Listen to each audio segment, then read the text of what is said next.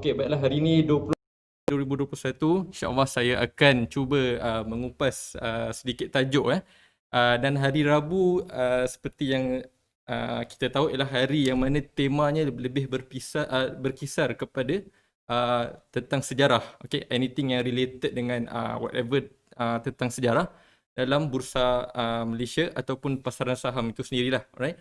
Okey, jadi sebelum kita bermula, kita baru ada 14 viewer. Baik, saya minta jasa baik anda yang sedang menonton supaya kongsikan live kita pada malam ini supaya orang kata lagi meriah lah dia punya penonton tu, dan semoga saya dapat orang kata menambah ilmu dan manfaat kepada anda. Mungkin anda pelabur yang berpengalaman ataupun kepada rakan-rakan yang belum memulakan pelaburan, mungkin tajuk malam ini dapat membuka mata mereka orang kata tentang kebaikan pelaburan saham ini dalam aspek mengembangkan aset mereka. Okey. So masih 16 viewer, jadi terus kongsikan. Okey, sebelum kita bermula mungkin kita berborak serba sedikit lah sebelum saya mula present tajuk saya. So hari ni Rabu 20 Januari 2021. So pelbagai orang kata berita lah yang boleh mempengaruhi pergerakan pasaran hari ini. Dan ianya juga bukan setakat di Malaysia tetapi juga orang kata di pasaran serantau kita, particularly pada pasaran China lah. Okay, so yang pertama yang kita tahu, hari ini KLCI ditutup sedikit rendah. Tak silap saya jatuh sebanyak 5 poin lah yang mana dalam 0.37% kejatuhan pada hari ini. Dan kalau saya lihat sendiri, ia berpunca daripada sektor orang kata finance lah tiba last minute dia macam coet ke bawah tu last minute kalau anda buka chart secara orang kata minit lah dia punya time frame tu. Okay, so saya pun tak tahu kenapa dia tiba jadi macam tu. Okay, cuma yang kita tahu hari ni ada orang kata berita penting lah yang bukan saja impact kepada pasaran saham, orang kata pasaran keuangan, financial market, tapi juga kepada orang kata ekonomi kita, yang mana Monetary Policy Committee Bank Negara Malaysia telah mengumumkan bahawa kadar semalaman atau kita panggil sebagai overnight policy rate dikekalkan pada 1.75%. Okey.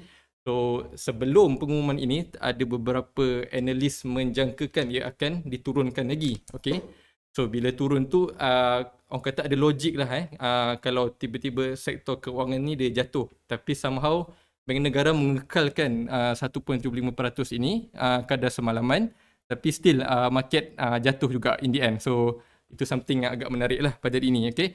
Dan kita tengok dari segi impact dia, orang kata bila dia mengekalkan pada 1.75% ni, so kita menjangkakan bahawa ekonomi mungkin akan bertambah baik. Kalau ekonomi orang kata masih tidak berapa bagus, jadi kemungkinan dia akan turunkan OPR itu. Kenapa? Sebab dia nak orang kata merangsang ekonomi itu secara sendirinya. Kan bila OPR jatuh, orang kata loan bank pun apa yang kita bayar berkurang, jadi lebih duit pada poket kita semua. So bila duit ini disuntik kembali bila anda beli barang di pasaran, berbelanja, in fact orang kata nak ambil loan pun kadar dia murah jadi itu akan sedikit merangsang ekonomi. So ini adalah salah satu apa yang mungkin saya akan cerita sedikit dalam salah satu slide saya pada malam ini. Okey, berita kedua ialah tentang orang kata apa? The return of Jack Ma. Okay. Pengasas Alibaba yang orang kata telah hilang. Saya pun tak sure berapa lama dia hilang. Okay. So hari ni dia muncul membuat orang kata sesi siaran langsung. Live dia lah tapi saya rasa dia live tapi kita masih tak tahulah dia dekat mana. Okay. So ini rentetan daripada orang kata kerajaan China meningkatkan dia punya scrutiny kepada orang kata the end company yang sepatutnya di IPO kan, tapi ada masalah dengan kerajaan China lah. Jadi saya rasa sekembalinya pada hari ini, saya pasaran China kembali positif, dan saya rasa untuk anda yang ada exposure kepada pasaran equity market China ni akan berasa gembira lah tentunya. Okay, so jadi sekarang kita sudah ada 29 viewers. Suara tak dengar? Tadi, okay. Boleh saya check sekali lagi, suara dengar tak?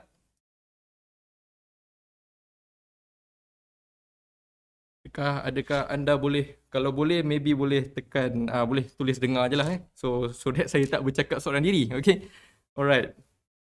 Okay, so kita ada 32 viewer lagi belum cukup 50. Okay, so jadi itulah apa yang berlaku pada hari ini. dua berita besar iaitu pengumuman Bank Negara mengekalkan 1.75% kadar semalaman dan juga the return of Jack Ma, pengasas Alibaba. Okey. Jadi pertamanya saya lupa, saya minta maaf sebab tadi ada masalah teknikal. Jadi kita bermula agak lambat lah pada malam ini. Alright. Jadi walaupun viewer masih 33 orang, tapi saya rasa eloklah kita mula sebab jam pun sudah menunjukkan 8.46 malam, 8.46 minit. Okay. So sekarang saya rasa anda akan nampak slide saya di hadapan. Okay. So tajuk malam yang saya ingin bawakan ialah tentang post recession and market recovery. What is there to learn? Alright, so kita akan orang kata throwback sikit lah kepada recession ataupun kegawatan ekonomi yang lalu dan apa yang kita boleh belajar daripada kegawatan ini. Jadi sekarang ni saya sedang pamerkan, saya akan bercakap dari aspek Bursa Malaysia sahajalah, FBM KLCI, our penanda aras untuk Bursa Malaysia kita, okay?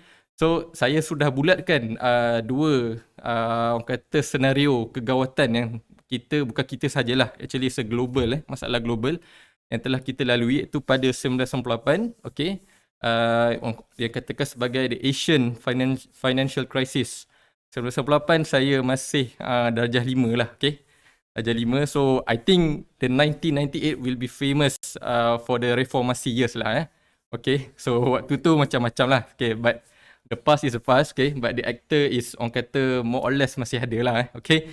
1998, Asian Financial Crisis, okay. Kemudian kita akan tengok pada tahun 2000, saya rasa lewat 2007 lah, okay, iaitu orang kata the subprime mortgage.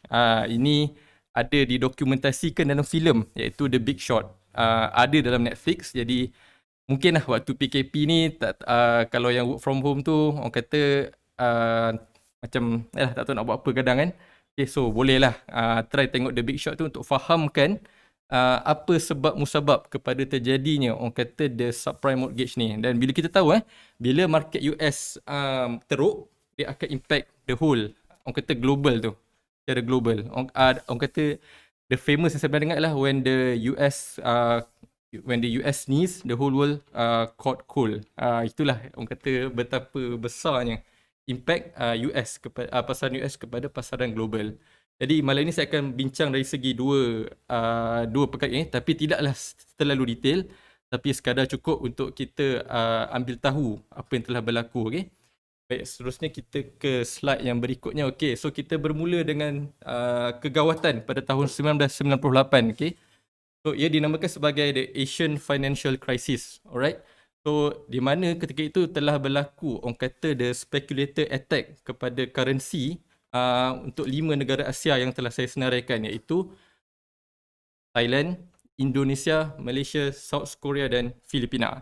Dia bermula di Thailand, okay, di mana speculator orang kata devaluing lah, okay, the currency tu, and then impact dia ialah pengeluaran capital daripada Thailand itu sebelum ia bermula di Thailand dan kemudian ia menjangkiti negara-negara Asia yang lain ini. Alright. So Malaysia tidak terkecuali. Okay, Malaysia turut merasainya. Yang mana pada waktu itu kelemahan yang ketara ialah orang kata the banking regulation tu ialah sangat orang kata tidak ketat lah. Okay. Di mana yang salah satu punca dia ialah apabila the current account untuk setiap negara yang saya senaraikan itu, dia sebenarnya berada dalam keadaan defisit. Okay, berada dalam keadaan defisit. Jadi bila defisit ni, tapi ia ditutup oleh orang kata inflow capital daripada luar yang bersifat short term, okay? Dia bukan jangka panjang, dia short term. Jadi ada kata macam ada sesuatu yang kurang lah dari segi the capital inflow punya regulations. Okay, so jadi dalam buku, saya tak ingat siapa penulis dia, okay, tajuk buku tu ialah Letters to the Prime Minister. Dia adalah koleksi surat di antara Menteri Kewangan pada ketika itu, Tan Sri Nur Muhammad Yaakob, dan mantan Perdana Menteri kita pada waktu itu iaitu ketika itu Datuk Seri Dr. Mahathir Mohamad lah, sekarang jadi Tun Dr. Mahathir. Jadi buku itu mengupas orang kata the chronology bagaimana orang kata the scenario tu unfold daripada bawa ke ringgit. Okay, so kalau anda baca buku tu, di awalnya dia banyak berkisah tentang konsep the offshore ringgit ni. So, apakah sebenar takrifan the offshore ringgit tu ada dikupas dalam buku ini. Jadi, okay, tapi betul lah, saya dah beli buku tu, saya rasa 5 tahun dah kot 5 tahun dah beli buku tu, tapi tak habis baca lagi. So, itulah, orang kata itulah masalah kita kan. buku banyak dekat rak tapi tak habis baca lagi. Kan nak baca buku malam-malam, itulah dah jadi ayah ni kena baca buku untuk anak-anak buat tidur kan. So anak-anak tidur, kita pun tidur, so buku kita tu kira bye-bye lah. Okay, tu sekadar selingan je lah. Alright, so kalau anda berminat nak tahu, orang kata dari segi kacamata apa yang berlaku di Malaysia, boleh dapatkan buku tajuk dia Letters to the Prime Minister, kalau saya tak silap lah. Okay, cover depan dia gambar Tun dan juga Datuk Nur Muhammad Yaakob, kita punya Menteri Keuangan ketika itulah. Okay, so apa yang jadi bila orang kata currency tu devaluate, berlakunya orang kata the outflow of the capital daripada pasaran kita. Dan kita tahu bahawa sebenarnya pasaran kita ni ia terlalu kecil sahaja dan ia memerlukan support daripada orang kata foreign investor, daripada pelabur luar untuk masuk. Okay, so disebabkan oleh orang kata the loose the capital flow and the banking regulation ni, orang kata dia punya flaw tu is a fundamental lah. So ia menyebabkan berlakunya pengeluaran dan seterusnya ringgit kita jatuh. Dan kalau kita ingat ketika itu, salah satu strategi yang dibuat oleh Tun Dr. Mahathir ialah dengan menambat ringgit pada 3.98 US dollar. 1 US dollar bersama dengan 3.98 ringgit. Okay, jadi sedikit sebanyak dapat membantu mengekang orang kata the outflow tu lah. Alright, so bila berlaku recession, pasti akan ada dia punya recovery dia. So kita tengok, kalau tengok daripada chart tu, saya tak sure anda boleh nampak atau tidak. So kejatuhan adalah sebanyak negatif 80% ketika itu di KLCI, dan the recovery tu mengambil masa yang agak panjang, iaitu 3,135 hari. Kalau ikut congakan saya lebih kurang dekat 9 ke 10 tahun macam tu lah. Okay? Dan kita tengok disebabkan oleh orang kata panjang dia punya recovery ini, jadi ia orang kata sebagai W-shape recovery. Dia mengambil masa yang sangat panjang sebelum dia kembali balik ke atas, orang kata ke paras sebelum berlakunya kemelesetan ekonomi itulah. Alright. So itu apa yang berlaku pada 1998. Alright. So kita pergi yang berikutnya, iaitu tahun 2007. Okay.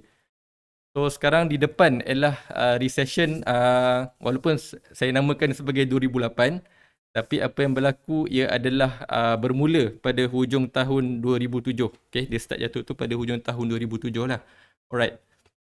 So punca sebenarnya ialah orang kata berlakunya the subprime mortgage crisis di pasaran USA. Ini melibatkan hartanah lah, yang mana ketika itu easily orang boleh buat loan untuk beli rumah. Okay, sampai the paper, nilai kertas tu pun kita tak tahu ada nilai ke atau tidak. Kalau tengok orang kata dari segi tengok movie The Big Short tu, dia tunjukkan bagaimana keadaan yang siapa-siapa pun boleh beli rumah. So berlakunya the overheating tu lah. Alright. So bila berlaku orang kata subprime mortgage ni, dia melibatkan sektor perbankan ataupun finance. So the economy, I think orang kata the pillar dia satu ialah orang kata keutuhan sektor finance itu. Jadi bila sektor ini terganggu, definitely akan berlaku kemelesetan. Okay, dia jatuh dengan sangat teruk. Okay, kalau tengok Big Short tu memang sedih lah. Orang tu daripada ada rumah, tiba-tiba tak ada rumah. Okay, so you boleh tengok nanti filem tu. Okay, so bila berlakunya US punya problem ni, okay, ia akan merebak ke seluruh dunia. Ia akan menyebabkan seluruh dunia akan merasai kesannya.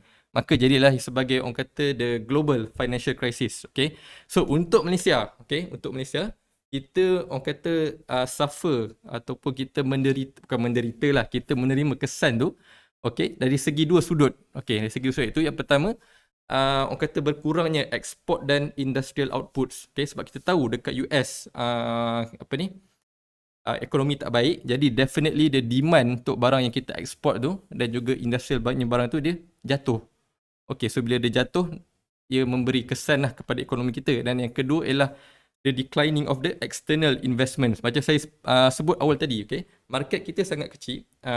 I don't know sangat kecil atau kecil, okay, tapi orang kata ia magnitude memerlukan pelabur luar untuk masuk untuk menyokong kita punya market. Sebab tu kalau kita tengok selepas PRU yang orang kata dimenangi oleh Pakatan Harapan, apa yang berlaku ialah foreign investor keluar tapi menyebabkan dia jatuh, tapi kita disokong oleh institutional investor. Okay, so kalau ada ingatlah press conference Tun Daim waktu tu kata orang kata to the GLCs, bukan GLC lah, I think to the institutional investor lah.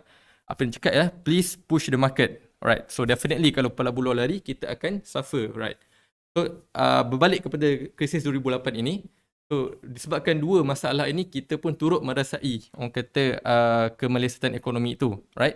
Cuma Malaysia bernasib baik kerana kita tidak terlalu banyak exposure kepada, orang kata, securities US yang berkait dengan the subprime mortgage ni. Okay, so kita tak terlalu banyak pada itu dan kita berada dalam keadaan lebih bersedia sebab kita belajar daripada lesson tahun 1998. Okay, di mana waktu tu banking regulation kita amat longgar. So kita dah perkenalkan the capital flow, orang kata punya regulations, dan kita telah, orang kata, the reserve, kita punya reserve tu pada keadaan yang sangat baik. Jadi saya rasa saya berpendapat, okay, disebabkan itulah kalau kita tengok kita punya recovery boleh kata berbentuk V-shaped recovery lah. So kita tengok daripada 2 Januari 2008 hingga 1 September 2010. So lebih kurang less than 3 years kita dah boleh recover daripada kemelesetan ekonomi ini. So I think what they call as a V-shape is benda yang kata cepat lah. Okay, kalau kita tengok dia jatuh, dia cepat je dia naik balik ke paras dia yang sebelum dia jatuh itu, right? So ini ialah dua, orang kata, recession yang saya nak kupas malam ni lah. Ini orang kata secara on the surface je lah, okay? Sebab I think dua pun dah cukup the previous recovery saya pun tak tahu bila sebab mungkin saya pun tak lahir lagi, okay? Tapi orang cakap itulah, dia kata every 10 years akan terjadinya market ni. So kalau anda pernah mengikuti kelas Wyckoff, you will easily understand kenapa ada terma 10 tahun punya cycle tu. Because orang kata dalam Wyckoff ni kita melihat dari segi market structure itu, dan inilah apa yang orang kata berlaku pada KLCI, bukan KLCI sajalah, kepada seluruh pasaran saham itu. Okay. So jadi saya rasa jam sudah menunjukkan hampir pukul 9. Kita akan beri laluan terlebih dahulu kepada penaja untuk beberapa siri iklan. Jadi saya mohon kepada anda untuk teruskan menonton dan stay tune bersama Bursa Chit Chat kita pada malam ini.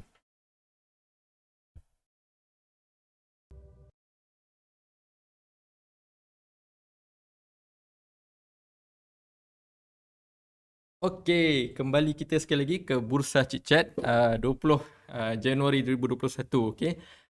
Jadi terima kasih kepada anda yang masih lagi bersama kami. Ini adalah, orang kata, anjuran daripada tim smartsaham.com dengan kerjasama Bursa ICM. Okey, jom so kita sambung semula dengan pembentangan saya. Ada sedikit lagi sambungan. Okey, untuk slide seterusnya. Alright, so kita dah dengar recession 1998 yang disebabkan oleh speculator attack kepada currency, alright, dan juga kita dah dengar juga bagaimana apa yang menyebabkan berlakunya recession pada 2007, hujung 2007, disebabkan oleh subprime mortgage, alright. Dan saya nampak ada komen tadi yang menceritakan tentang, ada yang komen CDO, Tuan Faiz Akmal, CDO. So CDO ni saya dah lupa, I think it's a collateral debt obligations lah, okay. Dalam movie tu dia sebut sebagai, orang kata, junk bond lah, yang tak ada nilai tu yang saya sebut tadi, okay. It's a junk bond, right. Okay, ada juga Aidil Farhan komen, boleh tengok filem The Big Short. Yes, definitely boleh tengok, okay. Movie dia pun, orang kata, barisan pelakon dia pun best, ada Christian Bale, ada Brad Pitt. So ambillah masa untuk lihat dan belajar, right. Okay, so kita dah tengok dua kejadian recession ini. Sekarang kita nak tengok where are we now, right? Di mana kita sekarang? Where are we at this juncture, particularly, right? So kalau saya buka sekarang, kita tengok sekarang pada slide ialah, orang kata, chart KSCI yang mana saya extend sehingga yang terbaru lah, orang kata, hari ni punya. Okay, this is I think a monthly chart lah, right? Sebab nak dapatkan semua tu kita kena buka monthly punya chart lah, right? Okay, so kita tengok, saya ada lukis satu line, orang kata trend line, right? So kalau kita tengok, alhamdulillah, saya tahu recession tapi alhamdulillah cantik dia melantun kita tengok kat hujung tu kan. Okey, 1998 dia melantun, 2008 dia melantun lagi dan melantun lagi. Okey, so kita tak tahulah ke mana tuju dia. Ada analis berpendapat kita punya recovery ni akan jadi V-shape, tapi V-shape yang agak panjang. Ada yang kata macam Nike punya logo tu swoosh tu. Okey. So saya pun tak tahulah mana datang kaitan V dengan Nike logo tu. Okey. Kalau orang kata bentuk cup handle ke, macam boleh lah terima Ini V-shape dengan Nike swoosh tu. So, saya tak faham sangat lah apa kaitan dia. Alright, so ia akan mengambil masa yang panjang Kerana mungkin lah kita dihimpit teruk pada the core of the economy itself, iaitu the supply and demand. Kan, orang duduk rumah, tak boleh keluar berbelanja, bisnes ramai gulung tikar, right? So itulah impact dia yang mungkin mengambil masa yang sedikit panjang lah, okay, untuk orang kata recovery. Alright, so kita berada di orang kata mungkin sedang dalam proses orang kata pemulihan market itu sendirilah. Right? So kita tak tahu, kita tak ada crystal ball yang boleh menjangka apa akan jadi selepas ini. Tapi as for orang kata dalam pelaburan ni, kita membaca market pada keadaan kita membaca pada ketika waktu itulah. Okay, so if you have the knowledge, definitely anda tahu apa yang akan berlaku. Kalau anda tak tahu, dan anda akan terlepas peluang. Sama seperti pada tahun 1998, sama juga pada tahun 2008. Right, so ini orang kata saya bagi hint lah bahawa if you ask me, orang kata bila waktu terbaik untuk melabur saham ni, 1998 tu. Tapi waktu tu saya dah jadi 5, okay. Duit pun mak ayah bagi, duit belanja. Right, so memang tak boleh nak trade saham lah, okay. So terlepas peluang, tak apa. 2008 saya masih lagi student, okay. Meski student, okay. Dan sekarang ialah 2019. So untuk yang anda yang sebaya dengan saya, I think this is the third time lah, okay, peluang untuk kita. Untuk kita sama-sama ambil peluang untuk belajar dan melabur dalam saham. Baiklah. So kalau anda tengok di bawah itu ada beberapa garisan. So anda boleh refer garisan itu, dan di sebelah kiri, okay, sebelah kiri ada saya senaraikan, iaitu sektor finance. Itu ialah orang kata pergerakan point index yang dipecahkan mengikut sektor, okay. Ada sektor finance, banking dalam finance lah, alright, technology, properties, transportation, industrial product, construction, healthcare, and then consumer. Okay, so ini ialah antara sektor yang saya boleh jumpa dekat dalam trading view. Dan saya tak tahu, dia boleh start daripada tahun 2002 macam tu lah, baru dia keluar line tu. Okay, saya tak tahu, mungkin saya salah setting apa, tapi cuba petang tadi godek-godek tak dapat. So ini je lah yang saya boleh persembahkan untuk anda, okay. So generally saya nak kita tengok pada tahun 2007-2008, okay. So kita tengok bila market jatuh, semua sektor jatuh. So why? Because it's a systemic risk, okay. Ialah risiko systemic risk ni maksudnya, walaupun anda diversify, ia tidak akan membantu untuk mengurangkan kerugian itu. So when orang kata memang kena sapu habis lah, alright. So saya cuba ingin mengkaji lah bagaimana orang kata pattern recovery tu, sektor manakah yang mula berjalan dulu. Tapi dari segi pengamatan saya, nampak semua sektor boleh kata sekata lah dia punya recovery. Sebab yang kita tahu, sewaktu market orang kata di peringkat awal ada threshold of the recovery, ia akan bermula dengan sektor finance dan juga teknologi. Cuma pada 2008 kita tengok hanya finance yang menunjukkan ada tanda orang kata recovery itulah, yang dia bergerak sekata dengan market. Cuma kita tengok teknologi pada selepas 2008, dia orang kata kenaikan tu tak terlalu impactful lah, okay. Cuma sekarang kita fokus kepada tahun yang terbarulah, pasca COVID-19 2020.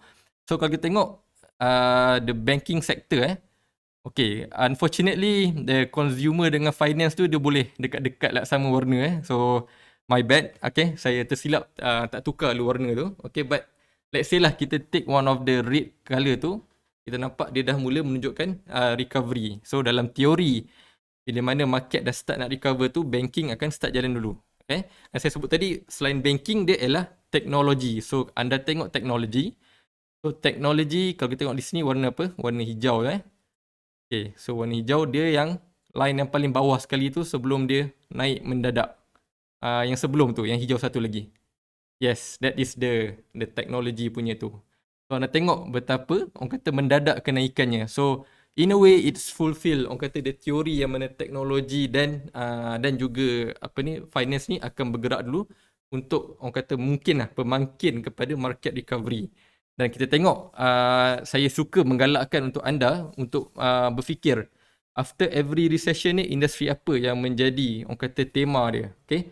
So yang kita tahu, selepas ini kita akan ada IR 4.0, Industrial Revolution 4.0, yang lebih kepada orang kata automation, right.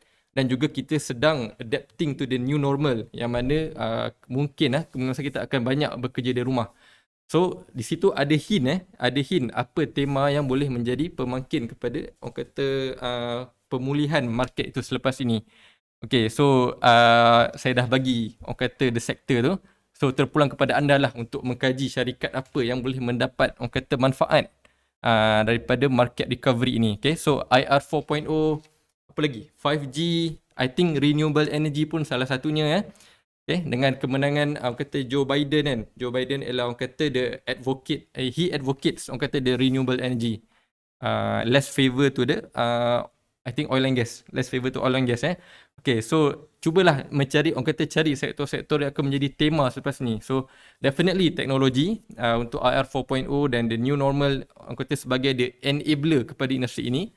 Alright, and then finance definitely bila orang kata market recover, bank akan mula balik business dia should be returning to the previous level lah. Okay, alright, so boleh ambil masa selepas habis sesi bursa chit-chat ni untuk mengkaji company apa yang ada kaitan dengan sektor-sektor ini. Baik, sebagai penutup slide terakhir, saya ingin bawakan satu orang kata teori makroekonomi lah. Alright, next slide. Okay, this is the orang kata the multiplier effect. Saya ini ialah, saya tak tahu lah sama ada teori atau konsep, tapi ia berkisar tentang makroekonomi.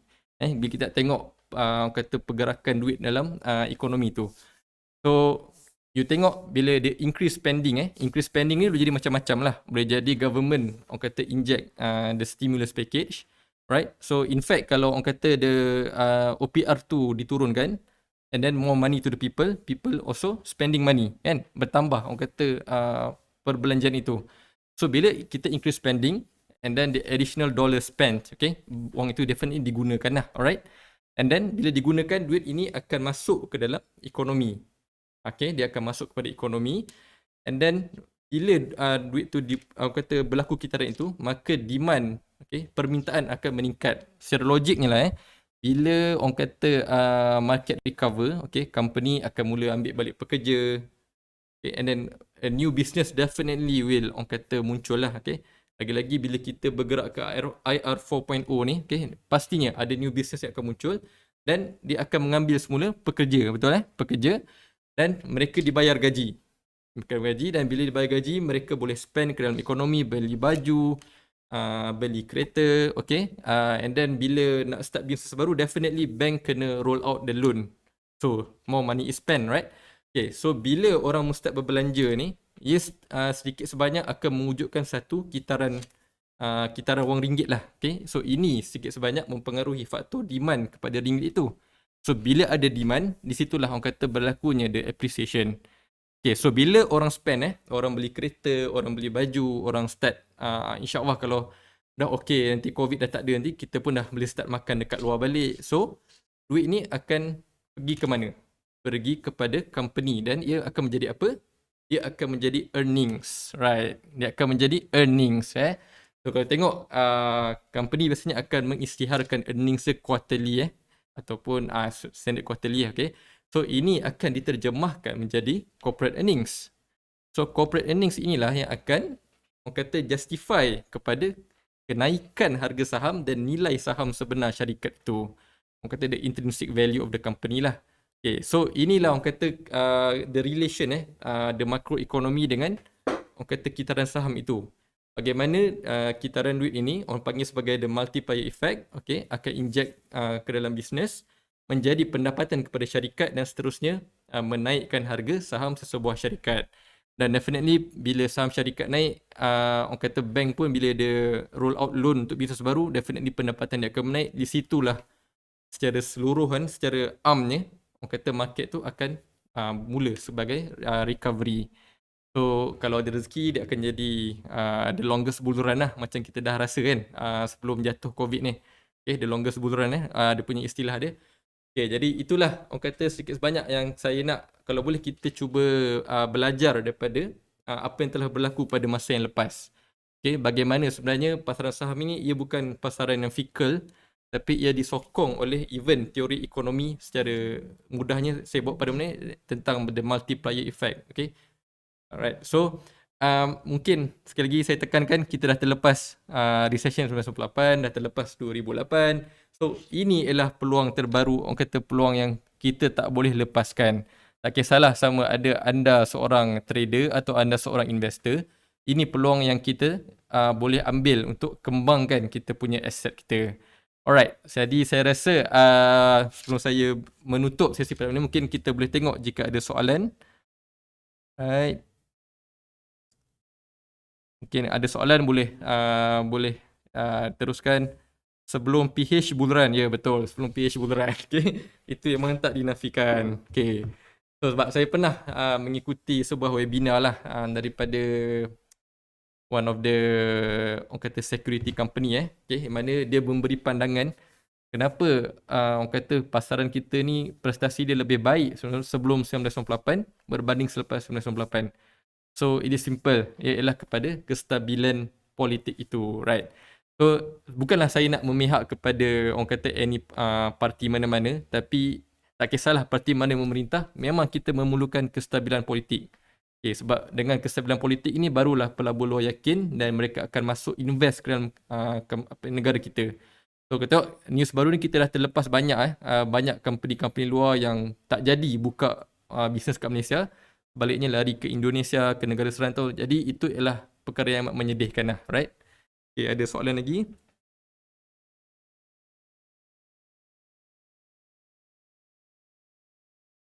Okay, saya rasa mungkin itu sajalah untuk pada malam ini sesi saya.